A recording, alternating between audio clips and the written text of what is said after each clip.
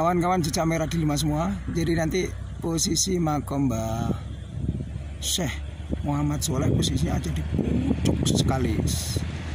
Nah ini kalau saya zoom seperti ini. Jadi di atas ada sebuah musola.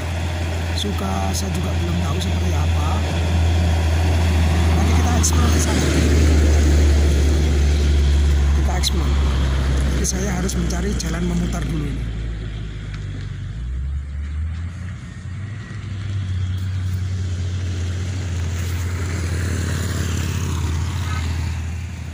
Nah ini teman-teman jejak merah kita. Ini adalah Gunung Santri. Sebetulnya ini hanya sebuah bukit, tetapi zaman dulu ini sudah dianggap sebagai gunung, yaitu Gunung Santri. Di pucuk sana itu terdapat makom, yaitu makom Mbah Syekh Muhammad Sholeh,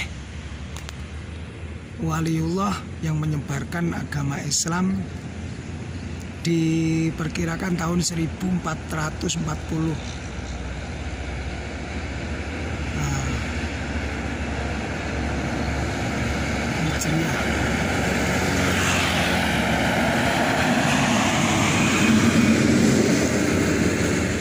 Assalamualaikum warahmatullahi wabarakatuh.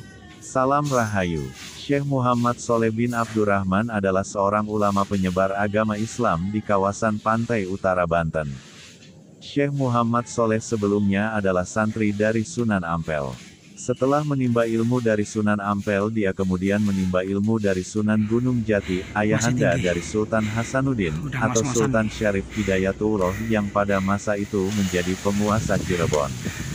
Setelah menimba ilmu dari Sunan Gunung Jati, lalu Syekh Muhammad Sholeh diperintahkan oleh gurunya untuk berdakwah sambil mencari putranya Maulana Hasanuddin yang pergi ke Banten dan sudah lama tidak kembali ke Cirebon. Kala itu Banten masih beragama Hindu dan masih di bawah kekuasaan kerajaan Pajajaran yang dipimpin oleh Prabu Pucuk Ulum dengan pusat pemerintahannya berada di Banten Girang.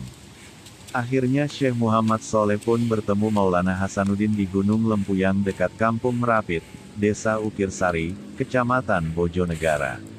Setelah bertemu, Maulana Hasanuddin menolak untuk segera kembali ke Cirebon karena merasa terpanggil untuk mengislamkan Tatar Banten yang masih banyak memeluk agama Hindu.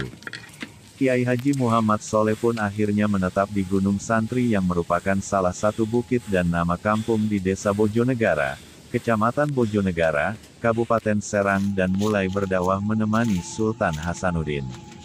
Maulana Hasanuddin pun kemudian mengangkat Syekh Muhammad Sholeh untuk menjadi pengawal sekaligus penasehat dengan julukan Cili Koret, karena berhasil dengan pertanian dengan mengelola sawah untuk hidup sehari-hari dengan julukan Sawah Sideruk yang berada di Blok Beji. Namun syiar Islam yang dilakukan Maulana Hasanuddin mendapat tantangan dari Prabu Pucuk Umun sang penguasa kala itu, yang semakin kehilangan pengaruh akibat masuknya ajaran Islam.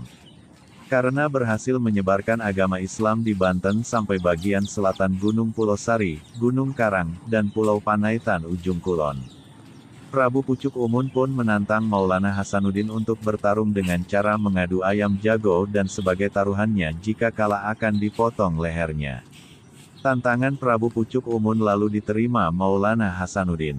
Setelah Maulana Hasanuddin bermusyawarah dengan pengawalnya Syekh Muhammad Sholeh, akhirnya disepakati yang akan bertarung melawan Prabu Pucuk Umun adalah Syekh Muhammad Sholeh yang bisa menyerupai bentuk ayam jago seperti halnya ayam jago biasa. Hal ini terjadi karena kekuasaan Allah Subhanahu wa Ta'ala.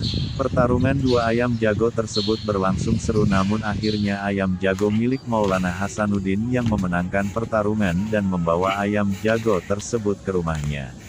Ayam jago tersebut berubah menjadi sosok Syekh Muhammad Sholeh sekembalinya di rumah Sultan Maulana Hasanuddin.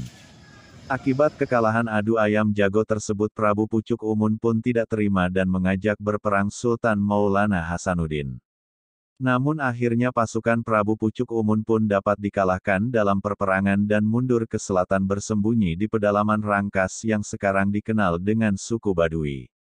Setelah selesai mengemban tugas dari Sultan Maulana Hasanuddin, Syekh Muhammad Sholeh pun kembali ke kediamannya di Gunung Santri dan melanjutkan aktivitasnya sebagai mubalik dan menyiarkan agama Islam kembali.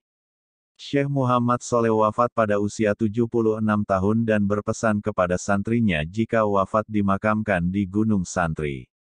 Di dekat makam beliau terdapat pengawal sekaligus santri Syekh Muhammad Sholeh yaitu makam Malik Israil, dan Ali Akbar yang setia menemani Syekh dalam menyiarkan agama Islam.